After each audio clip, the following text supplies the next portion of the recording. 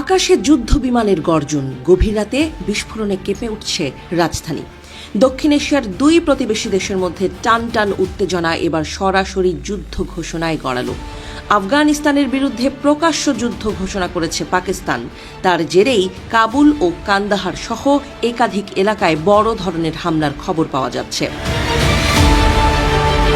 আন্তর্জাতিক সংবাদ মাধ্যম বিবিসি জানিয়েছে, পাকিস্তানের প্রতিরক্ষামন্ত্রী খাজা মোহাম্মদ আসিফ সামাজিক যোগাযোগ মাধ্যম এক্সে এক কঠোর বার্তায় এই ঘোষণা দেন। তিনি লিখেছেন, কূটনৈতিক সব প্রচেষ্টা ব্যর্থ হয়েছে এবং পাকিস্তানের ধৈর্যের সীমা শেষ। এখন দুই পক্ষের মধ্যে শুরু হলো প্রকাশ্য যুদ্ধ।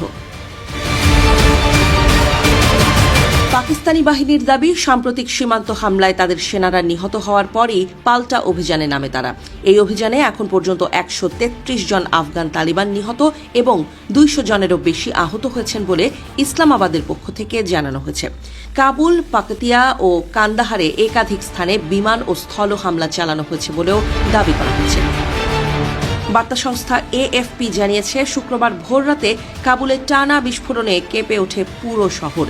স্থানীয় সময় রাত প্রায় 1:50 যুদ্ধ বিমানের শব্দের সঙ্গে বিস্ফোরণের বিকট আওয়াজ শোনা যায়।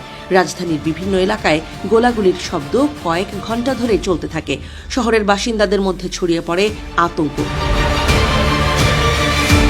অন্যদিকে আফগান মুখপাত্র জবিহুল্লাহ মুজাহিদ প্রথমে দাবি করেন, কান্দাহার ও হেলমান্দে পাকিস্তানি সামরিক অবস্থানে প্রতিশোধমূলক হামলা চালানো হয়েছে।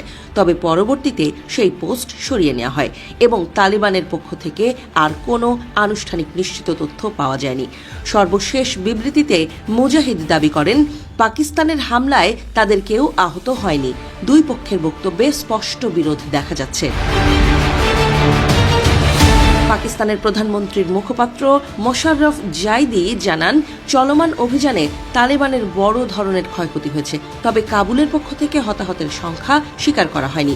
ফলে প্রকৃত পরিস্থিতি নিয়ে অনিশ্চয়তা রয়েই গেছে। 2001 সালে যুক্তরাষ্ট্র নেতৃত্বাধীন অভিযানে তালিবান ক্ষমতাচ্যুত হওয়ার পর পাকিস্তান তাদের প্রতি নরম অবস্থান নিয়েছিল বলে আন্তর্জাতিক মহলে আলোচনা রয়েছে।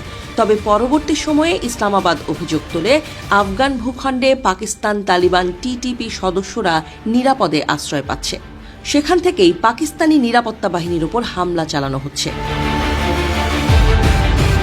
Armed conflict location and event data প্রজেক্টের তথ্য অনুযায়ী গত এক বছরে পাকিস্তানি বাহিনীর ওপর অন্তত 600টি হামলার ঘটনা ঘটেছে।